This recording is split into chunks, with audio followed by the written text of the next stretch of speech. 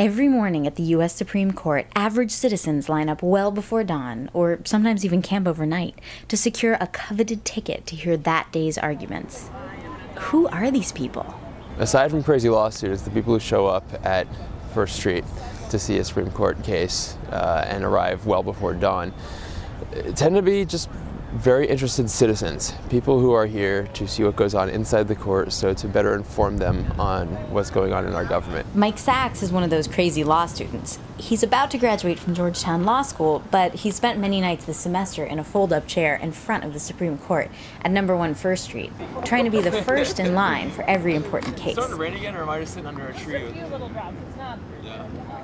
He writes about the people he meets in line and analyzes the cases on his blog, First One at 1 First. And the reason I stand out here and get out so early and talk to the people is because I see them as a representative sample of those who are most likely to vote according to what they see inside. Although Supreme Court justices are nominated, not elected, Mike says the people he meets in line feel they can influence the court. If the court does something that they don't like, well, they have a way to fix that. Their way to impact the bench is to vote for people who will nominate and then confirm those who could replace, either at this court or in lower courts, the judges and justices that simply won't play along with someone's perhaps political and legal perspective.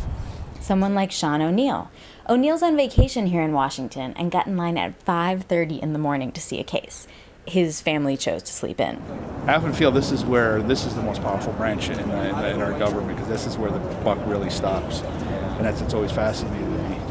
As Obama gears up to choose a new justice to replace the retiring John Paul Stevens, will this ordinary citizen's opinion matter? Pam Harris thinks so. So it sounds to me like he's gearing up a kind of economic populism theme for this nomination.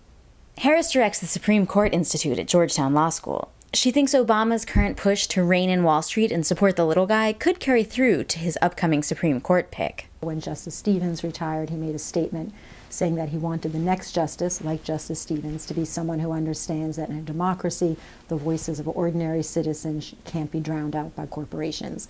As for Sean, he's personally not so concerned about the populism stuff. You should pick the best person qualified to interpret our Constitution as written, and not to have any kind of an activist judge with an agenda on there.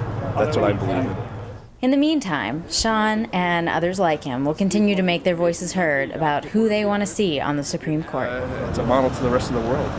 You know, that an open government, by the people, for the people, it does work.